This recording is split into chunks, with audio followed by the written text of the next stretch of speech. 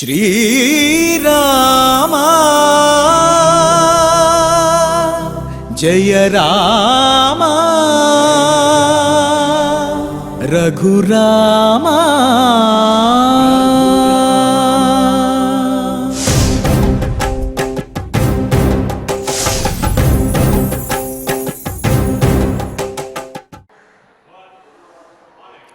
ओं नमो वेंकटेशाय। आर्तशनं द्विषतां कालदण्डन्तं రామచంద్రం నమామ్యహం। రోగపీడాదుల చేత పీడించబడే ఆర్తుల యొక్క బాధలను తీర్చేటువంటి ఆర్తత్రాణ పరాయణుడు, భీతావహులైన వారి యొక్క భయములన్నింటినీ కూడా తీర్చి అభయములను ఇచ్చేటటువంటి అభయ ప్రదాత, దుష్టులైనటువంటి శత్రువుల పాలిటి యమపాశం వంటి వాడు, సకల జగద్రక్షకుడైనటువంటి ఆ శ్రీరామచంద్రమూర్తికి నమస్కరిస్తూ తద్రూపాంతరుడైనటువంటి శ్రీనివాసుని యొక్క అనుగ్రహంతో భక్తులందరూ కూడా ఆయురారోగ్య ఐశ్వర్యాది సకల సంపదలతోటి వర్ధిల్లాలి అని ఆకాంక్షిస్తూ తిరుమల తిరుపతి దేవస్థానం వారు ఈ కలియుగ వైకుంఠంలో నిర్వహిస్తున్నటువంటి శ్రీమద్ రామాయణం సకల సంపత్ప్రదమైన బాలకాండ పారాయణ కార్యక్రమంలో నేటికి మనం 315వ రోజులో ప్రవేశించాము.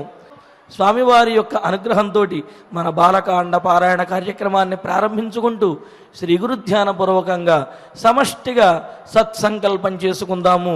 ఓం నమో వెంకటేశాయ. శ్రీ గురు ధ్యానం. గురుర్బ్రహ్మ గురుర్విష్ణు గురుర్దేవో మహేశ్వరః గురుః సాక్షాత్ పరం బ్రహ్మ తస్మై శ్రీ గురవే నమః. శ్రీనివాస ధ్యానం శ్రీవేంకటాచలాధీశం శ్రియాధ్యాసితవక్షసం శ్రితచేతనమందారం శ్రీనివాసమహం భజే. అథ సంకల్పః. శ్రీమదాదివరాహ క్షేత్రే విరాజమానస్య శ్రీపద్మావతి జానేః అఖిలాండకోటి బ్రహ్మాండ నాయకస్య శ్రీరామచంద్ర రూపాంతరస్య భగవతః శ్రీ వెంకటేశ్వర స్వామినః సన్నిధౌ హనుమత్ సీతా లక్ష్మణ భరత శత్రుఘ్న పరివార సమేత శ్రీరామచంద్ర పరబ్రహ్మణః పరిపూర్ణానుగ్రహేణ అస్మిన్ భువనే అతిశీఘ్రమేవ విశూచికాక్రిమేః వినాశనార్థం భారతవర్షస్య అభివృద్ధౌ నిమగ్నానాం విద్యా విత్త వాణిజ్య కృషి వైద్య వైజ్ఞానిక దేశరక్షణాదిరంగేషు విద్యమానానాం ఆస్తిక మహాజనానాం సర్వేషాం సకుటుంబానాం ఆయురారోగ్యైశ్వర్య సద్బుద్ధి ఇత్యాది సర్వశుభఫల ప్రాప్త్యర్థం తేషాం సర్వతోముఖాభివృద్ధి ద్వారా శ్రీరామరాజ్యస్య పునర్వ్యవస్థాపనార్థం అనూఢానాం శీఘ్రమేవ వివాహసిద్ధ్యర్థం దంపతీనాం అనుకూల దాంపత్య సిద్ధ్యర్థం సంతానార్థినాం శీఘ్రమేవ సత్సంతాన ప్రాప్త్యర్థం తతః పితృదేవతా ప్రీత్యర్థం గో సంరక్షణార్థం చ సకల సంపత్ప్రదే శ్రీమద్వాల్మీకి రామాయణాంతర్గతే బాలకాండే యథాశక్తి శ్లోక వ్యాఖ్యాన పురస్సరం 43 సర్గశ్లోక పారాయణం తథా భగీరథ కృత శ్రీ గంగా స్తోత్ర పారాయణం శ్రీ ధన్వంతరి మంత్ర పారాయణం చ అన్యోన్య సహాయేన ఆచార్య ముఖేన కరిష్యామహే. శ్రీ వాల్మీకి ప్రార్థన. వాల్మీకిర్ముని సింహస్య కవితావనచారిణః శృణ్వన్ రామకథానాదం को न याति परां गतिं శ్రీ ఆంజనేయ ప్రార్థనా యత్ర యత్ర రఘునాథ కీర్తనం తత్ర తత్ర కృతమస్తకాంజలిం బాష్పవారి పరిపూర్ణలోచనం మారుతిం నమత రాక్షసాంతకం శ్రీరామాయణ ప్రార్థనా వేద వేద్యే పరే పుంసి జాతే దశరథాత్మజే వేద ప్రాచేత సాదాసీత్ సాక్షాద్ రామాయణాత్మనా శ్రీరామ ప్రార్థనా ఆపదామపహర్తారం దాతారం సర్వసంపదాం లోకాభిరామం శ్రీరామం భూయో భూయో నమామ్యహం శ్రీరామచంద్ర పరబ్రహ్మణే నమః. అథ శ్రీమద్ రామాయణే బాలకాండే 43 సర్గః. శ్రీ గురుభ్యో నమః. శ్రీ వెంకటేశ చరణౌ శరణం ప్రపద్యే. శ్రీరామాయ నమః. సర్వాశ్చాప్సరసో రామ భగీరథరథానుగాం గంగాం అన్వగమన్ ప్రీతాః సర్వే జలచరాశ్చయే. మహాకోలాహలంగా ఒక గొప్ప శోభాయాత్రలాగా సాగిపోతున్నటువంటి ఆ గంగ యొక్క ప్రవాహం, నీటిలో అనేక రకములైనటువంటి జలచరములు సందడే సందడి అన్నట్లుగా పరుగులు పెడుతున్నట్లుగా దొల్లుకుంటూ వెళ్ళిపోతున్నాయి. మరి గట్టు మీద ఈ భూలోకవాసులు జేజేలు కొడుతూ, కేరింతలు కొడుతూ, స్తోత్రాలు పఠిస్తూ, వేదాలు పారాయణం చేస్తూ ఆ గంగ పట్ల తమకు ఉండేటటువంటి ఆ భక్తిని చాటుకుంటున్నారు. అందరిలోనూ పట్టరాని ఆనందం. ఇది నేలపైన ఇలా ఉంటే నేలపైన కాలు మోపనటువంటి దేవగణమేమో ఆకాశంలోంచి ఆ గంగ యొక్క ఆ ఉరవళ్ళు పరవళ్లతో ఉండేటువంటి ఆ ప్రవాహాన్ని చూసి ఆనందంలో మునిగిపోయింది. అప్సర స్త్రీలు నృత్యం, గంధర్వులు గానం, ఇంకా యక్షాదులు, నారదాదులు, తుంబురులు వీరందరూ ఎంతో వైభవంగా సాగిపోతోంది ఆ ప్రయాణం. ఆ సందర్భంలో భగీరథుడు ఎటువైపు దిక్కు చూపిస్తే ఆ దిక్కుకి వెళ్ళిపోతోంది గంగ. అలా అనుసరించేస్తోంది. యతః భగీరథ రాజా, రాజైనటువంటి భగీరథుడు ఏ దిక్కుకి జగామ ప్రయాణం చేస్తే యశస్విని అయినటువంటి గంగమ్మ అదే దిక్కుకి మారు మాట లేకుండా ప్రయాణం చేస్తూ వెళ్ళిపోతోంది. జగామ సరితాం శ్రేష్ఠ సర్వపాప ప్రణాశిని అని అన్నారు. తనని ఆశ్రయించిన వారి యొక్క సర్వములైన సమస్తములైన పాపములను ప్రణాశిని, ప్రశమం చేసేటటువంటి, ధ్వంసం చేసేటటువంటి పరమపావని ఆ గంగ. అయితే ఇంతలో ఒక అనుకోని సంఘటన, ఆశ్చర్యకరమైనటువంటి దృశ్యం.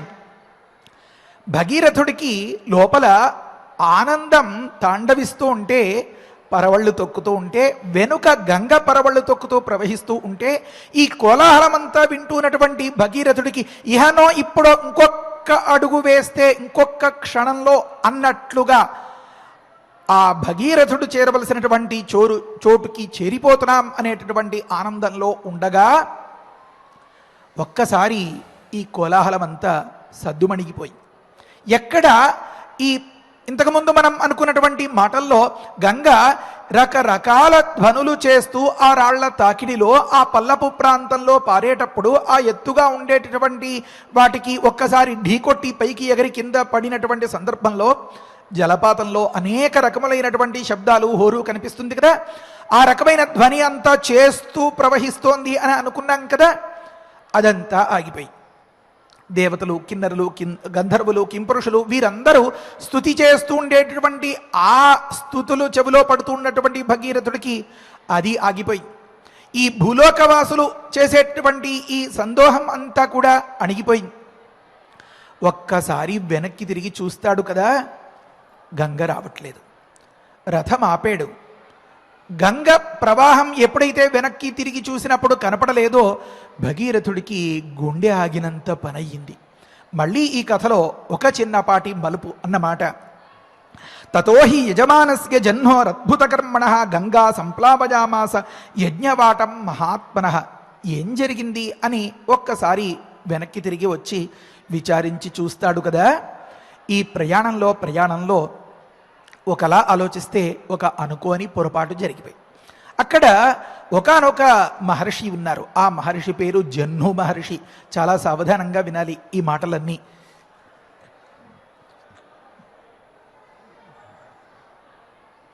ఆ జహ్ను మహర్షి ఒకానొక సత్సంకల్పంతో ఒకానొక శుభకార్యం చేస్తున్నారు. ఒక గొప్ప దేవతారాధనం చేస్తున్నారు. తతోహి యజమానస్య, ఆ మహర్షి పేరు జహ్ను మహర్షి. జహ్నోహో, వారి గుణగణాల్ని కాస్త చెప్పమంటారా? అద్భుత కర్మణ, లోకంలో మునుపెన్నడు కని విని ఎరుగనటువంటి ఒకానొక ఆశ్చర్యకరమైనటువంటి కార్యాన్ని నిర్వహించడంలో, చేయడంలో, అందరినీ ఆశ్చర్యంలో ముంచెత్తడంలో ఆ జహ్ను మహర్షి వారికి వారే సాటి. అద్భుత కర్మణ గంగా సంప్లావజామాస యజ్ఞవాటం మహాత్మన. ఈ విధంగా మహాత్మన, మహాప్రయత్నం కలిగినటువంటి, యజమానస్య యాగదీక్ష పట్టి దేవతారాధనం చేస్తున్నటువంటి జహ్ను అని పిలువబడేటటువంటి ఆ మహర్షి యొక్క యజ్ఞవాటాన్ని, అంటే ఆ యాగస్థానాన్ని, ఆ ప్రదేశాన్ని గంగా సంప్లావజామాస అంతా తడిపేసిందట. కూర్చుని యాగదీక్షలో ఎంతో ధ్యాస పెట్టి తపస్సు ఉంటున్నటువంటి ఆ మహర్షికి శిష్యులు పరిగెత్తుకొచ్చి గురుగారు సమిధలు తడిసిపోతున్నాయి, ఆరవేసుకున్నటువంటి మడిబట్టలు తడిసిపోతున్నాయి, లేకపోతే ఈ ఆవుదూడలు, ఈ లేడిపిల్లలు ఇవన్నీ కూడా నీళ్లలో కొట్టుకెళ్ళిపోతున్నాయి, ఇప్పుడు ఏం చెయ్యాలి, ఏమి కర్తవ్యం అనేటప్పటికీ ఒక్కసారి అలా కళ్ళు తెరిచి చూస్తారు కదా, అంత జలమయంగా కనిపిస్తుంది. ఆ పోవా ఇదమగ్రే సలిలమాసీతు అని చెప్తుంది ఈ శృతి వేదం ఒక దగ్గర. ఆ రకంగా సృష్టికి ముందు ఒకానొక జలప్రళయం అంటారే, ఆ జలప్రళయం ఏర్పడినప్పుడు సృష్టి ఎంతల్లో కూడా ఏ విధంగా ఉంటుందో, వాతావరణం ఎలా కనిపిస్తుందో అంతాని తనలో కలిపేసుకుని ఆ గంగ అలా విశృంఖలంగా స్వేచ్ఛగా అడ్డు అదుపు లేకుండా ప్రవహిస్తూ ఉంటే ఆ ప్రవాహంలో ఇవన్నీ కొట్టుకెళ్ళిపోతున్నాయి అన్నమాట. ఆ సందర్భంలో జహ్ను మహర్షి అద్భుత కర్మణ అని చెప్పారు కదా. ఇంతకుముందు ఎన్నడు కని విని ఎరుగనటువంటి ఆశ్చర్యపరిచేటటువంటి సంఘటనలకి పుట్టినిల్లు జహ్ను మహర్షి కనుక తస్యావలేపనం జ్ఞాత్వా క్రుద్ధో జహ్నుశ్చ రాఘవ అపిబచ్చ జలం సర్వం గంగాయా పరమాద్భుతం అని అన్నారు. ఓహో, ఇలా ఉందా నీ సంగతి, ఈ శ్లోకాన్ని చాలా జాగ్రత్తగా అర్థం చేసుకోవాలి అని అనుకుని జహ్ను మహర్షి కేశవాయ స్వాహ, నారాయణాయ స్వాహ, మాధవాయ స్వాహ అన్నట్లుగా ఆచమనం చేసినంత తేలికగా ఆ గంగను పట్టి తాగేశారు. తస్యాహ, ఆ గంగ యొక్క వలేపనం అంటే ఒక అర్థం ప్రకారం అహంకారాన్ని, గర్వాన్ని జ్ఞాత్వా గమనించి గుర్తించి ఆ గంగది అహంకారం అనుకుని ఒక అర్థంలో క్రుద్ధ కోపించిన వాడై ఆ జహ్ను మహర్షి జలం సర్వం అపిబతు, ఆ గంగ యొక్క సకల జలాన్ని కూడా పట్టి తాగేసాడు అని అన్నారు. అంటే యోగులకు యోగాభ్యాసం వల్ల వారికి వల్ల కాని పని అంటూ ఉండదు అని చెప్తారు ఇక్కడ వ్యాఖ్యాతలు చెప్తారు. ఎలా అయితే అగస్త్యులు ఒకానొక సందర్భంలో సముద్రాన్ని ఖాళీ చెయ్యాలి అని అనుకున్నటువంటి తరుణంలో దాన్ని సూక్ష్మ రూపంగా మార్చి ఇలా ఆచమించినట్లుగా సముద్రాన్ని అంతని తాగేశారో, అలా సముద్రాల్ని నింపడానికి బయలుదేరినటువంటి ఈ గంగను తన యొక్క యోగశక్తి చేత ఆ జహ్ను మహర్షి దాన్ని సూక్ష్మ రూపంగా తయారు చేసి అపోషణ పట్టేశారు, ఆచమనం చేసేసారు అని అన్నారు. ఇది ఆశ్చర్యంగా కనిపిస్తుంది. కానీ ఇప్పటి మన టెక్నాలజీలు వగైరాలు గమనిస్తే పెద్ద పెద్ద దృశ్యాల్ని నిక్షిప్తం చేయడానికి ఒకప్పుడు ఒకలాంటి హార్డ్ డిస్క్ని వాటిని వాడేవారు అని చెప్తారు, పెద్ద ఇటకరాయిలాగా. ఆ తరువాత దాని యొక్క పరిమాణం తగ్గుతూ వచ్చింది.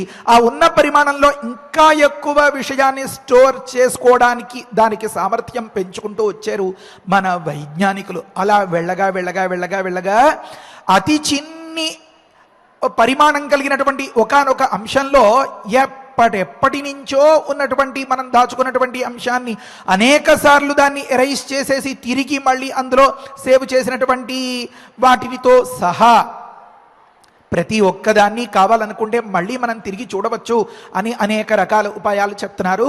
ఎలా సాధ్యం? విజ్ఞానం అనంతం అమోఘం కనుక యోగశక్తికి ఇది సాధ్యమే అని వ్యాఖ్యాతలు చెప్తున్నారు. ఇలాంటి యోగశక్తిలో ఇలాంటి అద్భుతమైనటువంటి ఆశ్చర్యకరములైనటువంటి సంఘటనల్లో పుట్టినీళ్ళు అయినటువంటి ఆ జహ్ను మహర్షికి అదేమంత పెద్ద పని పట్టలేదు, పెద్ద శ్రమ కాలేదుట. తస్యావలేపనం జ్ఞాత్వా క్రుద్ధో జహ్నుశ్చ రాఘవ అపివచ్చ జలం సర్వం గంగాయా. ఆశ్చర్యం, పరమాద్భుతం అని అన్నారు. వెంటనే ఇక్కడ మనకు సందేహం వస్తుంది. ఏమండి, యాగదీక్ష పట్టేరు అంటున్నారు అంటే ఒక శుభ సంకల్పం చేసి కదా చేస్తారు. మహర్షులు అంటున్నారు అతీంద్రియ ద్రష్టలు అని కదా. వారు జితేంద్రియులైతే తప్ప అతీంద్రియ ద్రష్టలు కాలేరు కదా. ఏదో ఎవరో పొరపాటున అలా పట్టుకెడుతుంటే మంచినీళ్ళ గ్లాసు మన మీద పడి ఒలికిపోయిందనుకోండి, అమాంతం వారి ఉనికే లేకుండా వారిని అంతం చేసేస్తామా? గంగ ఉనికే లేకుండా గంగను అంతం చేసేస్తారా? ఇంకా వారిని మహర్షి అని వాల్మీకి మహర్షి ఎందుకండి మనకి చెప్తారు? వీరా మనకి ఆదర్శం అని అనిపిస్తుంది. అంటే చూడగానే అనిపించే మాట. ఒకానొక అసంకల్పిత ప్రతీకార చర్య అంటారే రియాక్షన్. లోకంలో సామాన్యులకు కలిగేది నాకేదైనా కష్టాన్ని కలిగిస్తే వెంటనే ప్రతీకారం తీర్చుకోవాలి అనేటటువంటి ధోరణి అది కలిగి ఉంటుంది అని చెప్పడం కోసం పైపైన చెప్పినటువంటి కొన్ని మాటలు కాదండి. జహ్ను మహర్షి ఎందుకు యాగం చేస్తున్నాడు? ఇక్కడ చెప్పినటువంటి ఈ శ్లోకాల్ని ముందు వెనక జాగ్రత్తగా థరోలీ అంటారు కదా, లోతుగా కాస్త పరిశీలిస్తే చెప్తారు. జహ్ను మహర్షికి గంగయందు అమితమైనటువంటి భక్తి పారవశ్యమట. ఆ గంగ కోసమే తపన పడుతూ ఇంతటి మహోత్కృష్టమైనటువంటి యాగదీక్ష పట్టి ఈ కార్యక్రమానికి సిద్ధపడ్డారట ఈ జహ్ను మహర్షి. రామాయణానికి శిరోమణికారులు అని ఒక అద్భుతమైనటువంటి వ్యాఖ్యాత ఉన్నారు. వారు చెప్తారు, తుష్ట ఇత్యనేన గంగారూప సుతార్థమేవ ఏతస్య యాగే ప్రవృత్తిరితి ధ్వనితం అని అంటారు. ఈ గంగ కోసమే ఆ జహ్ను మహర్షి యాగంలో ప్రవర్తించారు అని ధ్వనిస్తోంది అని అన్నారు. సూటిగా చెప్పరు వాల్మీకి మహర్షి. కొన్ని దగ్గర అలా ఆలోచిస్తే అంతరార్థాలు బయటపడేలాంటి ప్రయోగాలు అన్నమాట. అయితే ఇక్కడ ఇంత స్పష్టంగా ఉంది కదండి. తస్యాహ వలేపనం జ్ఞాత్వా క్రుద్ధ జహ్నుశ్చ అన్నప్పుడు క్రుద్ధ అంటే కోపగించుకుని పట్టరాని ఆవేశంతో ఉన్న అని అర్థం వస్తుంది కదా. వలేపనం అన్నదానికి అహంకారం, గర్వం అని అర్థం వస్తుంది కదా. మరి ఈ సందర్భంలో జహ్ను మహర్షి సాత్వికుడు, జితేంద్రియుడు, వారికెందుకండి కోపతాపాలు ఉంటాయి? ఇలాంటి అర్థాలన్నీ ఎలా చెప్తారండి అంటే, కంగారు పడకండి, ఆగండి, కాస్త వెనక్కి తిరిగి మళ్ళీ ఒకసారి ఆ శ్లోకాన్ని పఠించండి అన్నారు. తస్యా బలేపనం జ్ఞాత్వా క్రుద్ధశ్చ అన్నప్పుడు ఆ ప్రయోగంలో ఇంతకు ముందు ఎలా అర్థం చెప్పుకున్నామంటే తస్యాహ బలేపనం జ్ఞాత్వా క్రుద్ధశ్చ అని చెప్పుకున్నామన్నమాట.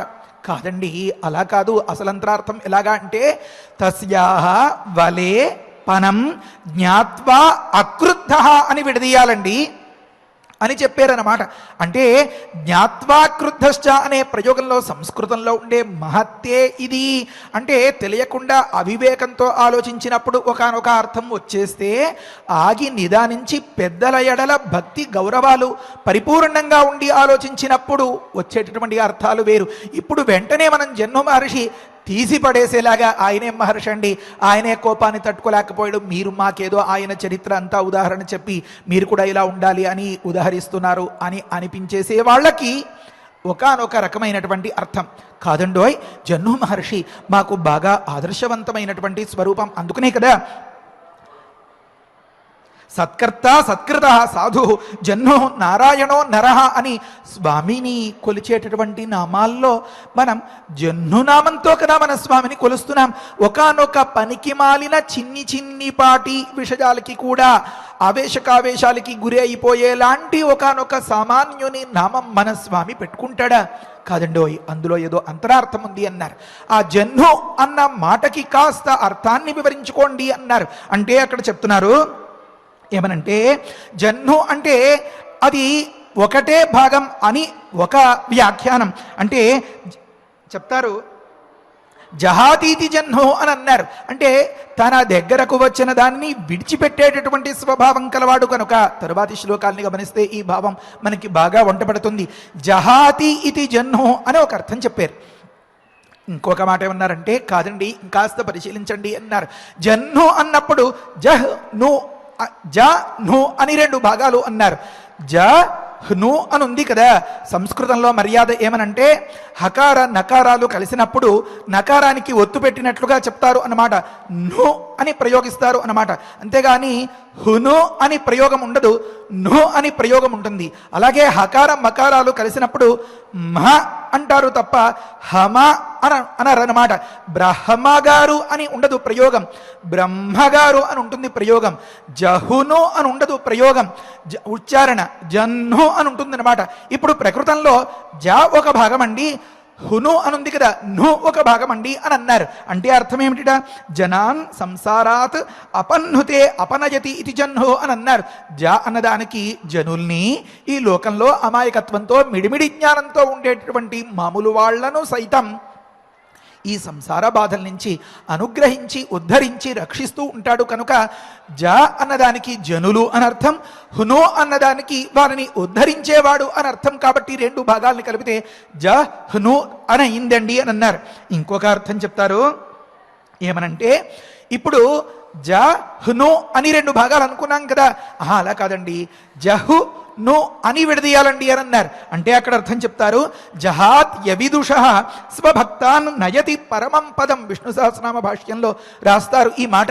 అంటే పరమాత్మకు ఆ దైవాంశతో ఉన్నటువంటి మహనీయులకు ఒక గొప్ప స్వభావం ఏముంటుందంటే, ఏదో ఒక విధంగా ఎగతాళి చేస్తూ వీడెంత వాడెంత అని కళ్ళు నెత్తికెక్కి టెక్కుతో పొగరుతో ఉండేలాంటి వాళ్లను పట్టించుకోకుండా జహాతి అన్నదానికి అర్థం అన్నమాట. అంటే అజ్ఞానుల్ని అమాయకుల్ని నిందించేటటువంటి వారిని, ఇలాగా దురాచారాలు వగైరాలకి తెగబడినటువంటి వారి గురించి పెద్దగా పట్టించుకోకుండా ఎవరైతే తనని ఆశ్రయిస్తారో వారికి పరమపదాన్ని నయతి పొందింపచేస్తాడు కనుక ఆ పరమాత్మ యొక్క దివ్యానుగ్రహంతో ఉన్నటువంటి మహనీయులు అందరూ కూడా, ముఖ్యంగా ప్రకృతంలో మన జహ్ను మహర్షి జహ్ ను అని పిలువబడతారట. ఇప్పుడు కలిపి చదువుకుంటే కూడా జహ్ను అయిందన్నమాట. అంటే ఒక భాగం అనుకుంటే జహాతి ఇది జహ్ను అన్నారు. రెండవ అర్థం పరిశీలిస్తే జనాన్ నుతే అని అన్నారు. మూడవ అర్థం పరిశీలిస్తే జహాతి ఒక భాగం, నయతి ఒక భాగం అని అన్నారు. అంటే ఏమి, చిన్న చిన్ని అవాంతరాల్ని కానీ ఎవరో మన పట్టించుకోనక్కర్లేనటువంటి అంశాల్ని ప్రస్తావన చేసేటటువంటి అమాయకత్వానికి వారిని దూరంగానే విడిచిపెట్టేయాలి తప్ప వారిని అందరి గురించి నెత్తికెక్కించుకుని ఆలోచించి మనసు పాడు చేసుకోకూడదు. మరి ఇంకా ఎవరైతే తనని ఆశ్రయిస్తారో వారు స్వభక్తులు, ఆ భక్తులకి పరమపదాన్ని పొందించాలి అన్నారన్నమాట. జహాతి అవిదుష ఒక అర్థం. తర్వాత స్వభక్తాను నయతి పరమం పదం, పరంపదం అని రెండో భాగానికి అర్థం అన్నమాట. ఈ రెండింటినీ దగ్గరగా చదివితే జహ్ను అన్నారు. అరే రే రే రే, ఇంతటి మహనీయమైన మూర్తి, ఇంతటి పరమాద్భుతమైనటువంటి అర్థం కలిగిన పేరుతో పిలువబడేటటువంటి ఇంతటి కళ్యాణకారకుడైనటువంటి ఆ మహర్షికా కోపం రాదు రాదు, కాదు కాదు, వెనక్కి తిరిగి మరి కాస్త ఆలోచించండి అంటే అప్పుడు మనకి తెలిసేటటువంటి అర్థం, ఒరే వెర్రి వాళ్ళలారా, క్రుద్ధ అని అనుకోకూడదురా. ఒకరెవరైనా మనకి కాస్త అపకారం చేసి ఏ చిన్నపాటి డిస్టర్బెన్స్ కలిగిస్తే వెంటనే ప్రతీకారేచ్ఛతోటి వారిని అంతం చేయాలి అని అనుకోకూడదని ఆ మహర్షి మనకి ఉపదేశం చేస్తున్నాడు రా. కనుక క్రుద్ధ అని కాకుండా అక్రుద్ధ అని విడ తీసుకోమన్నారు. అంటే ఏమి, ఏ కాస్త కోపగించుకోకుండా. కోపం ఎందుకు రాదండి ఇంత పని చేస్తే అంటే అనిపిస్తుంది. గమనించండి, తాత మనవరాలు కథలో తాతగారు కళ్ళు మూసుకుని ఎవరొస్తారు నా దగ్గరికి, ఎవరొస్తారని చేతులు చాచినటువంటి సందర్భంలో ఆ పాలో నీళ్ళో ఏదో టిఫినో పలహారమో చేస్తూ ఉండేటువంటి సందర్భంలో ఆ పిల్ల దగ్గరగా వచ్చి తాను తినేటటువంటి ఆ పలహారంతో కూడినటువంటి ఆ మూతిని బుగ్గలకు రాసేసి ఆ తాగేటటువంటి పాలు ఆ ఒళ్ళో ఉలకపోసేసిన సందర్భంలో తాత ఈ మనవరాల్ని ఇంకాస్త గాఢంగా తన్మయత్వంతో దగ్గరకు తీసుకుని ముద్దిడతాడా, లేకపోతే అంతం చేసేయాలి, నా ఇస్త్రీ బట్టలు లేకపోతే నా డ్రెస్ అంతా పాడు చేసావు, లేకపోతే నీట్గా షేవ్ చేసుకున్నటువంటి సందర్భంలో ఆ పలహారం చేసేటటువంటి ఆ ముతి నాకు తగిలించావు అని చెప్పి కోపం పడతాడా? కనుక జహ్ను మహర్షి యాగం చేస్తున్నదే గంగమ్మ కోసం కనుక ఆ గంగ అలా పరవళ్ళు తొక్కుతూ వచ్చి ముంచెత్తినటువంటి సందర్భంలో ఆనందాన్ని పట్టలేక అక్రుద్ధ. ఇప్పుడు గమనించండి, కోపం వస్తుందా? రానే రాదు. అస్సలు కోపగించుకోకుండా ఒక మాట, ఇంకొక మాట ఏమనంటే, మరి ఇప్పుడు తస్యావలేపనం జ్ఞాత్వ అనే సందర్భంలో వలేపనం అన్నదానికి అవలేపనం గర్వం, అహంకారం అని అర్థం చెప్పుకున్నాం కదా గతంలో కూడా. మరి ఇప్పుడు ఏం చెప్తాము అన్నారు, వలేపనం అని విడదీయాలట. అంటే సమస్తాన్ని ఆవరించేసేంత, ఆచ్ఛాదనం చేసేసేంత కైవారంతో, అంతటి దివ్యమైనటువంటి స్వరూపంతో గంగ ప్రవహిస్తోందోహోయ్ అని జనులు అదే పనిగా స్తుతిస్తూ కీర్తిస్తూ ఉంటే, పనం అంటే స్తుతి అన్నదానికి అని అర్థం అన్నమాట. పణ వ్యవహారే స్తుతౌచ అని వైయాకరణులు చెప్తారు.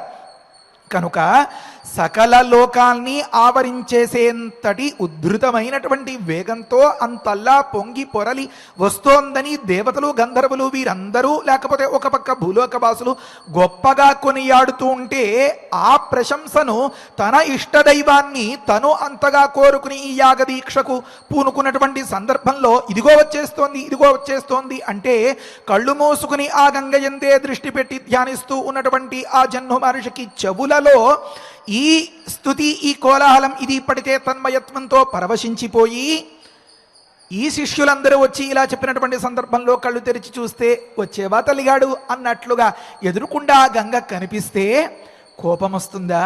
రాదు కదా. మనవరాల్ని తాతగారు దగ్గరగా తీసుకుని ఇంకాస్త గాఢంగా మళ్ళీ దాన్ని అంతని ఇంకేం స్క్రిప్ట్లో వర్ణిస్తానండి, అది అనుభవైక వేద్యం అంతే.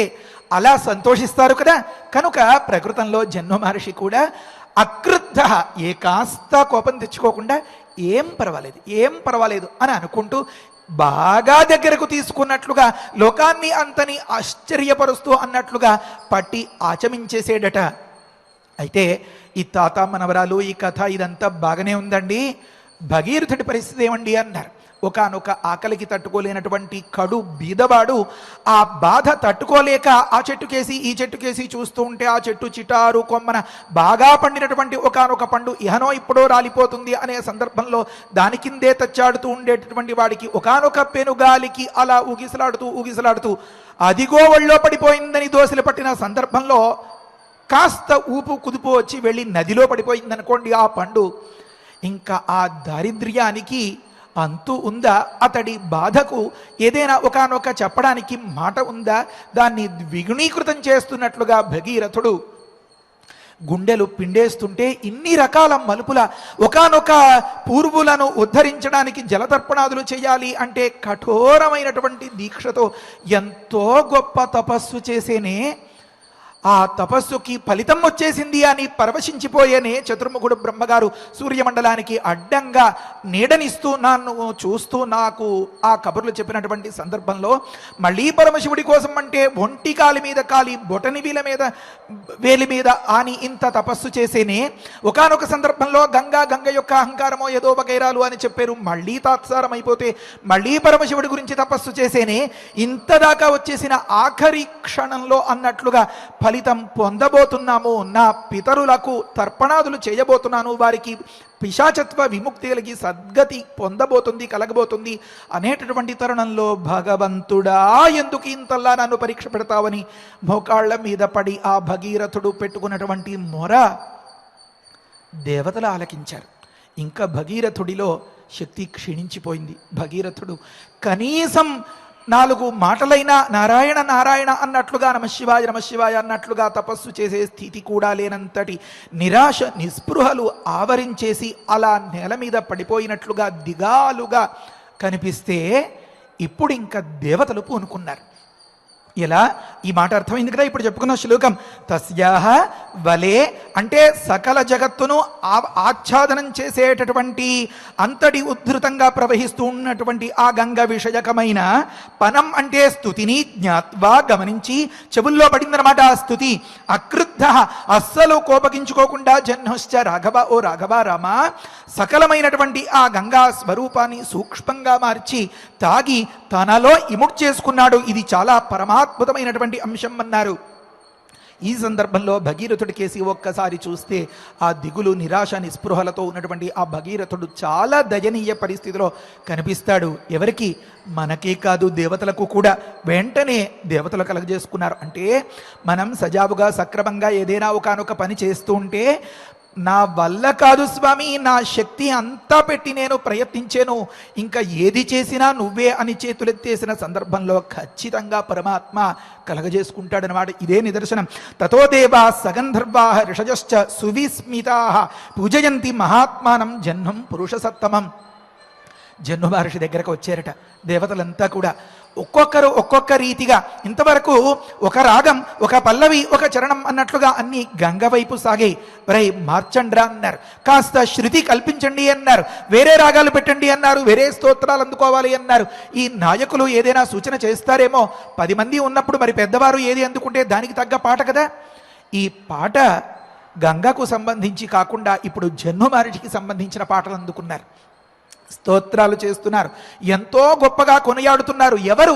దేవతలు, గంధర్వులు, యక్షులు, వీరంతా కూడా భగీరథుని చుట్టూతా చేరి అప్సరసలంతా నీ అంతటి వాడు లేడు, నువ్వు అంతటి వాడివి, ఇంతటి వాడివి అని చెప్పి అలా పెద్ద కోలాహలంగా మహావైభవం చేస్తూ ఈ శోభాయాత్ర అంతా కూడా జహ్ను మహర్షి మీద నిలిపితే, అక్కడ ఫోకస్ చేస్తే జహ్ను మహర్షి ఎక్కడా కరగల, ఎక్కడ కింగల. తతో దేవాహ సగంధర్వాహ, గంధర్వులు పాడితే వెంటనే కరుగుతారేమో అనుకున్నారు, లాభం లేకపోయింది. దేవతలు వచ్చి నచ్చ చెప్తే ఏదైనా పని అవుతుందేమో అనుకున్నారు, ఏమాత్రం లాభం లేకపోయింది. ఋషయశ్చ సువిస్మితా, తోటి వారే కదా, సేమ్ కమ్యూనిటీ అంటారు కదా, తోటి వారే కదా, ఋషుల చేత కాస్త ఏదైనా చెప్పి చూద్దాం, కాస్త లొంగుతారేమో అని అనుకున్నారు. అబ్బే, ఏం లాభం లేకపోయింది. ఋషయశ్చ సువిస్మితా, అందరూ కలిసి ఆశ్చర్యపోయి నోరెళ్లబెట్టినటువంటి సందర్భంలో పూజయంతి మహాత్మానం జహ్నం పురుషసత్తమం, నువ్వు పురుషోత్తముడవయ్యా, నువ్వు ఇంతటివాడివయ్యా, అంతటివాడివయ్యా, నువ్వు మహనీయుడవయ్యా అని చెప్తే ఇంకొక అద్భుతమైనటువంటి మాట, స్వామి నీ పేరులోనే ఉందయ్యా జహాతి, తన దగ్గరకు వచ్చినటువంటి అంశాన్ని లోక కళ్యాణం కోసం అందంగా విడిచిపెడతాడు, దాచేసుకోడు అని జహ్ను అనే పేరుతో ఉన్నవాడవయ్యా నువ్వు, కనుక గంగను విడవయ్యా అని ప్రార్థిస్తే కూడా అబే ఎక్కడా లాభం లేదండి. అందరూ కలిసి ఆలోచించి మరి ఎవరికి తట్టిందో ఆ ఉపాయం, ఒక అద్భుతమైన ప్రణాళిక, ఒక గొప్ప ట్రిక్ ప్లే చేశారు అని అనాలి అన్నమాట. గొప్ప చిట్కా, అంతే, వెంటనే పని అయిపోయింది. ఏమది గమనించండి. తతస్తుష్టో మహాతేజ శ్రోత్రాభ్యాం అసృజత్ పునః తస్మాత్ జహ్నుసుతా గంగా ప్రోచ్యతే జాహ్నవీది చ. చిన్న మాట, వెనకటి శ్లోకం మళ్ళీ అనుకోవాలి. తతో దేవా సగంధర్వా ఋషజశ్చ సువిస్మితా పూజయంతి మహాత్మానం జహ్నం పురుషసత్తమం గంగాంచాపి నయంతి స్మ దుహితృత్వే మహాత్మనః. అందులో ఉందన్నమాట ఈ చిట్కా. గొప్ప గొప్ప పూజలు చేశారు, గొప్ప గొప్ప ప్రశంసలు చేశారు, పరిరక్షణాలు చేశారు, సాష్టాంగం పడ్డారు, ఋషుల చేర చెప్పించారు, దేవతల చేర చెప్పించారు, గంధర్వులు, వీరు ఎవ్వరి వల్ల కాలేదండి. ఎవరు చెప్పినా ససేమిరా. మరి ఇంకా దేనికి పడిపోయాడండి జహ్ను మహర్షి అంటే చెప్పారు, అయ్యా స్వామి, నువ్వు కనుక ఆపోషణ పట్టినటువంటి ఈ గంగను విడిచిపెడితే నీ నుంచి బయటకు వచ్చినటువంటి ఈ గంగ నీ కూతురుగా పిలువబడుతుందయ్యా అని చెప్పారట. అంతే. ఏమన్నారు? మళ్ళీ ఒక్కసారి చెప్పండి. గంగాంచాపి నయంతి స్మ దుహితృత్వే మహాత్మన. మహాత్ముడా, నీకు ఈమె దుహిత అవుతుందయ్యా, కన్నపిల్ల అవుతుందయ్యా, నీ పాపాయి అవుతుందయ్యా అనేటప్పటికే ఆ తీయటి కబురు చెవిలో పడేటప్పటికే లెక్క ప్రకారం పట్టరాని ఆనందం కలిగినటువంటి సందర్భంలో ఆనందం అశ్రువులై ఈ కను కొసల నుంచి వస్తుంది కదా.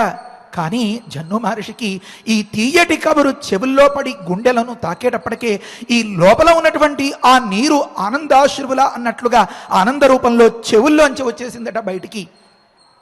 జహ్ను మహర్షిని అంతల్లా కదిలించినటువంటి ఆ అంశం ఏమి అంటే, కూతురు అనే మాట. ఆడపిల్ల ఆడపిల్ల అని ఎవరైనా తక్కువగా అనుకుంటారేమో. జహ్ను మహర్షి చెప్తున్నాడు ఏమని అంటే, ఆ ఆడపిల్ల వల్ల కలిగేటటువంటి ఆనందం ఇంత అంతా కాదు, కనుక గంగ నీ కూతురు అని మేమందరం కూడా ఒప్పుకుంటాం. ఈ రోజు నుంచి జహ్నుసుత జాహ్నవి అని మేమందరం పిలుచుకుంటాం. నీ నుంచి వచ్చినది కనుక నువ్వు తండ్రిగా, ఆమె కూతురుగా ఆచంద్ర తారార్కం ఈ శాశ్వతమైనటువంటి పుత్రికా ప్రేమను, ఈ ఆడపిల్ల వల్ల కలిగేటటువంటి ఈ ప్రేమను నువ్వు పొందగలుగుతావో అనేటప్పటికీ ఈ ఆనందం ఆ చెవుల్లోంచి అలా వచ్చేసిందనమాట. కనుక గంగాంచాపి నయంతి స్మ దుహితృత్వే మహాత్మన, ఈ గంగ నీకు దుహిత అవుతుంది అన్నారు. అసలు ఆ పేరులోనే ఉంది అద్భుతం అంతా. ఆడపిల్ల తండ్రికి కావాల్సినటువంటి సుఖాన్ని, శాంతిని, సంతోషాన్ని దోగ్ధి అని చెప్తారు. ఎక్కడైనా సరే పుట్టింటి నుంచి మెట్టింటికి వెళ్ళిపోయినా అమ్మ మీదే ధ్యాస, లేకపోతే నాన్న మీదే ధ్యాస. ఆ సందర్భంలో తమ్ముడికో అన్నగారికో అమ్మ గురించి నాన్న గురించి కాస్త జాగ్రత్తలు చెప్పడమో, ఇంటికి వచ్చినటువంటి ఆకాస్త సందర్భంలో ఆ పనివారికి అందరికీ కూడా పురమాయించి మా అమ్మగారు జాగ్రత్త, నా అన్నగారు జాగ్రత్త అంటూ ఉండడమో మనం లోకంలో గమనిస్తూ ఉంటాం కదా. కనుక దోగ్ధి ఇది దుహిత అని అంటారన్నమాట. నీకు కావాల్సినటువంటి శాశ్వతమైన ఆనందాన్ని నీకు పితికి ఇచ్చేది ఆవు పాలు పితికి ఇచ్చినట్లుగా ఆవు నుంచి పాలు పొందినంత తేలికగా నీకు సంతోషాన్ని కలిగించేటటువంటి పాత్ర దుహిత అనే పాత్ర, కూతురు అనే పాత్ర అన్నమాట అని అందరూ అనేటప్పటికే తతస్తుష్ట మహాతేజా శ్రోత్రాభ్యాం అసృజత్ పునః తస్మాత్ జహ్నుసుత గంగా ప్రోచ్యతే జాహ్నవీతి చ అన్నారు. అంతే, ఆ మాటకు తుష్ట పరవశించిపోయేటట. ఈ మాటలన్నీ పరిశీలిస్తేనే గంగ కోసమే ఆ జహ్ను మహర్షి ఆ దీక్ష పట్టి ఆ వ్యవహారానికి పూనుకున్నారు అని చెప్తారు. తను కోరినటువంటి, తాను దేనికోసం దీక్ష పట్టాడో ఆ వస్తువు అంత అలవోకగా అలా సిద్ధిస్తే ఎవరికైనా తుష్టి పరమ సంతోషం, పరమానందం కలుగుతుంది కదా. కనుక తతస్తుష్ట మహాతేజా, మొహం ఇంత అయిపోయింది, ఈ గంగ నీ కూతురు అవుతుంది అనేటప్పటికల్లా శ్రోత్రాభ్యాం అసృజత్ పునః, ఆ రెండు చెవులలోంచి విడిచిపెట్టేటట. తస్మాత్, కాబట్టే జహ్నుసుత గంగా ప్రోచ్యతే జాహ్నవీతి చ, ఈ గంగ జహ్నుసుత అని జాహ్నవి అని లోకంలో వ్యవహరింపబడుతుంది అని అన్నారు. తర్వాతి మాట మరి సమయం అయిపోయింది కదా, రేపటి రోజున చెప్పుకుందాం. పరమపావనమైనటువంటి గంగా స్తోత్రాన్ని చదువుకుని మనం ఏ జన్మలోనో తెలియక చేసినటువంటి సకల పాపాలని పోగొట్టుకుని 10 విధముల పాపములు దశ పాపహర అని అనుకున్నాం కదా. ఈ దశమి వరకు మనం ఈ గంగావతరణ ఘట్టాన్ని చెప్పుకుని ఆ మర్నాడు అంటే 10వ తేదీ శుక్రవారం నాడు ఎంతో వైభవంగా మనం ఈ ఘట్టాన్ని అఖండంగా పారాయణం చేసుకుందాం. ఒక ముఖ్యమైన మాట ఏమంటే 9వ తేదీతో మన ఈ ఘట్టం పూర్తవుతుంది. ప్రవచనం చేసుకోవడం ఆ రోజు ఫలశ్రుతి అదంతా వస్తుంది. చాలా ప్రత్యేకత ఏమంటే ఆ రోజు 11 గంటలకి మన కార్యక్రమం అని నిర్వాహకులు మళ్ళీ చెప్తారు. కనుక ఈ వరసలో ఇంతవరకు శ్రద్ధగా విన్నవారు ఆ వేళ ఎమరపాటుతో మరిచిపోతారేమో అని ముందుగా చేసేటటువంటి ఒక చిన్నపాటి సూచన. 9వ తేదీ 11 గంటలకి మన కార్యక్రమం ఉండబోవచ్చు. ఆనాడు మనం ఈ ఫలశ్రుతితో ఈ కార్యక్రమాన్ని ముగించుకుని మరుసటి రోజున అఖండంగా సంతోషంగా ఈ ఘట్టాన్ని పారాయణం చేసుకుందాం. హరయే నమః. స్వస్తి. పారాయణ చేసుకుందాము. సర్వాశ్చ అప్సరసో రామ భగీరథ రథానుగాం భగీరథ రథానుగాం గంగాం అన్వగమన్ ప్రీతాః సర్వే జలచరాశ్చయే యతః భగీరథో రాజా తతః గంగా యశస్విని జగామ సరితాం శ్రేష్ఠ సర్వపాప వినాశిని తతో హి యజమానస్య జహ్నోః అద్భుత కర్మణః గంగా సంప్లావయామాస యజ్ఞవాటం మహాత్మనః తస్యావలేపం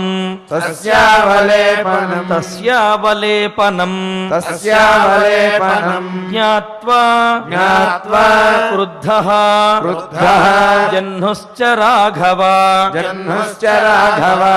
అపిబచ్చ पिबच्च జలం సర్వం जलं सर्वं గంగాయాః गङ्गायाः పరమాద్భుతం परमाद्भुतम् తతో దేవాః ततो देवाः సగంధర్వాః गन्धर्वाः ఋషయశ్చ ऋषयश्च సువిస్మితాః सुविस्मृताः పూజయంతి पूजयन्ति మహాత్మానం महात्मानं జహ్నుం जह्नुम् పురుషసత్తమం पुरुषसत्तमम् గంగాంచాపి गङ्गां चापि నయంతి స్మ नयन्ति स्म దుహితృత్వే द्रुहितृत्वे మహాత్మనః महात्मनः తతస్తుష్టః ततः सुष्टः మహాతేజాః महातेजाः శ్రోత్రాభ్యాం श्रोत्राभ्याम् అసృజత్ పునః असृजत् पुनः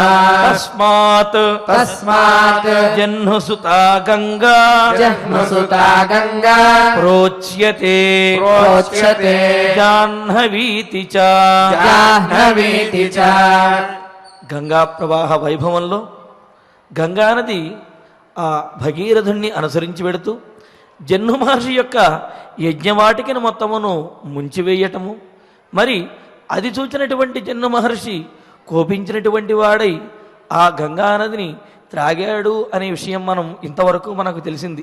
అయితే ఈరోజు మనం విశేషంగా తెలుసుకున్నది ఏమిటి అంటే, క్రుద్ధ అనే దానికి అక్రుద్ధ అనే అర్థం కూడా చెప్పుకోవాలి. అక్కడ పదవిభాగంలో జ్ఞాత్వా క్రుద్ధ అన్నప్పుడు జ్ఞాత్వా అక్రుద్ధ అని పదవిభాగం గనక చేసుకున్నట్లయితే, జహ్ను మహర్షి ఆనందంతో ఆ గంగానదిని తాను స్వీకరించి తన చెవుల ద్వారా మరి ఒక జన్మలాగా గంగానదిని ఆవిర్భవింపజేశారు. ఈ విధంగా జహ్ను మహర్షి నుండి ఆవిర్భవించినది కావున గంగానదికి జాహ్నవి అనే పేరు వచ్చింది అనే విషయాన్ని కూడా మనం ఈ విశేషాంశాలన్నీ కూడా తెలుసుకున్నాము. మరి ఈ పరమపావనమైనటువంటి ఈ గంగా ప్రవాహంలో మరిన్ని విశేషాలను తరువాతి ప్రవచనంలో తెలుసుకుందాము. ఇక ఇప్పుడు ఫలశ్రుతి నుండి మనం ఫలశ్రుతిని అందరం కలిసి పారాయణ చేద్దాము. చివరి వాక్యం ఒక్కసారి చూద్దాము. ఇత్యార్షే శ్రీమద్ రామాయణే బాలకాండే త్రిచత్వారింశే సర్గే షట్ శ్లోకాః ఫలశ్రుతిః కుటుంబ వృద్ధిం ధనధాన్య వృద్ధిం శ్రియశ్చ ముఖ్యా సుఖముత్తమం చ శ్రుత్వా శుభం కావ్యమిదం మహార్థం ప్రాప్నోతి సర్వాం భువి చార్థ సిద్ధిం. శ్రీరామచంద్ర పరబ్రహ్మణే నమః. భగీరథ కృత ఆ గంగా స్తోత్రాన్ని మనం 4-5 రోజుల నుంచి కూడా చక్కగా పారాయణ చేసుకుంటున్నాము. భక్తులందరికీ కూడా కొంత స్వాధీనమై ఉంటుంది అనే ఉద్దేశంతో ఈ రోజు నుంచి మనందరము కలిసి ఆ గంగా స్తోత్రాన్ని పారాయణ చేద్దాము. అథ భగీరథ కృత శ్రీ గంగా స్తోత్రం. శ్రీనారద ఉవాచ శ్రోతుమిచ్ఛామి దేవేశ లక్ష్మీకాంత జగత్పతే విష్ణో విష్ణుపదీ స్తోత్రం పాపఘ్నం పుణ్యకారకం. శ్రీనారాయణ ఉవాచ శృణు నారద వక్ష్యామి పాపఘ్నం పుణ్యకారకం. శివ సంగీత సమ్ముగ్ధ శ్రీకృష్ణాంగ సముద్భవాన్ రాధాంగద్రవ సంయుక్తాం తాం గంగాం ప్రణమామ్యహం. యజ్జన్మ సృష్టేరాదౌ చ గోలోకే రాసమండలే సన్నిధానే శంకరస్య తాం గంగాం ప్రణమామ్యహం. గోపైర్గోపీభిరాకీర్ణే శుభే రాధా మహోత్సవే కార్తీకీ పూర్ణిమాయాం చ తాం గంగాం ప్రణమామ్యహం. కోటియోజన విస్తీర్ణ దైర్ఘ్యే లక్షగుణా తతః సమావృతాయ గోలోకే తాం గంగాం ప్రణమామ్యహం. షష్టిలక్షయోజనాయ తతో దైర్ఘ్యే చతుర్గుణా సమావృతాయ వైకుంఠే తాం గంగాం ప్రణమామ్యహం. త్రిశల్లక్షయోజనాయ दैर्घ्ये पञ्चगुणा ततः आवृता ब्रह्मलोकेय तां गङ्गां प्रणमाम्यहम् 30 लक्षयोजनाय दैर्घ्ये चतुर्गुणा ततः आवृता शिवलोकेय तां गङ्गां प्रणमाम्यहम् लक्षयोजन विस्तीर्ण दैर्घ्ये 7 गुणा ततः आवृता ध्रुवलोकेय तां गङ्गां प्रणमाम्यहम् लक्षयोजन विस्तीर्ण दैर्घ्ये 5 गुणा ततः आवृता चन्द्रलोकेय तां गङ्गां प्रणमाम्यहम् 60 सहस्रयोजनाय दैर्घ्ये 10 गुणा ततः आवृता सूर्यलोकेय तां गङ्गां प्रणमाम्यहम् लक्षयोजन विस्तीर्ण दैर्घ्ये 5 गुणा ततः आवृताय तपोलोके तां गङ्गां प्रणमाम्यहम् सहस्रयोजनायाम दैर्घ्ये 10 गुणा ततः आवृता जनलोकेय तां गङ्गां प्रणमाम्यहम् 10 लक्षयोजनाय दैर्घ्ये 5 गुणा ततः आवृताय महल्लोके तां गङ्गां प्रणमाम्यहम् सहस्रयोजनायाम दैर्घ्ये 100 गुणा ततः आवृताय च कैलासे तां गङ्गां प्रणमाम्यहम् 100 योजन विस्तीर्ण दैर्घ्ये 10 गुणा ततः मन्दाकिनीयेन्द्रलोके तां गङ्गां प्रणमाम्यहम् पाताले भोगवती चैव विस्तीर्णा 10 योजना ततो 10 गुणा दैर्घ्ये तां गङ्गां प्रणमाम्यहम् क्रोशैकमात्र विस्तीर्ण ततः क्षीणा च कुत्रचित् क्षितौ चालकनन्दाय तां गङ्गां प्रणमाम्यहम् सत्येया क्षीरवर्णा च त्रेतायामिन्दुसन्निभा द्वापरे चन्दनाभाय तां गङ्गां प्रणमाम्यहम् जलप्रभा कलौ या च नान्यत्र पृथिवीतले स्वर्गे च नित्यं क्षीराभा तां गङ्गां प्रणमाम्यहम् यतो यकणिका स्पर्शे पापिनां ज्ञानसम्भवः ब्रह्महत्यादिकं पापं कोटिजन्मार्जितं दहेत् इत्येवं कथिता ब्रह्मन् गङ्गापद्यैकविंशतिः स्तोत्ररूपं च परमं पापघ्नं पुण्यजीवनं नित्यं यो हि पठेद्भक्त्या सम्पूज्य च सुरेश्वरीं सोऽश्वमेधबलं नित्यं लभते नास्ति संशयः अपुत्रो लभते पुत्रं भार्याहीनो लभेत् श्रियं रोगात् प्रमुच्यते रोगी बन्धान् मुक्तो भवेत् ध्रुवम् अस्पष्टकीर्तिः सुयशः मूर्खो भवति पंडितः यः पठेत् प्रातरुद्धाय गङ्गास्तोत्रमिदं शुभम् शुभं भवेच्च दुःस्वप्ने गङ्गास्नानफलं लभेत् श्रीनारायण उवाच स्तोत्रेणानेन गङ्गां च स्तुत्वा चैव भगीरथः जगामतां गृहीत्वा च यत्र नष्टाश्च सागराः वैकुण्ठं ते ययुस्तूर्णम् गङ्गायाः स्पर्शवायुना भगीरथेन सानीता तेन भागीरथी स्मृता इति श्रीदेवी भागवते नवमस्कन्धे भगीरथकृतम् श्रीगङ्गास्तोत्रम् अथ धन्वन्तरि ध्यानम् अच्युतानन्द गोविन्द विष्णो नारायणामृता रोगान् मे नाशया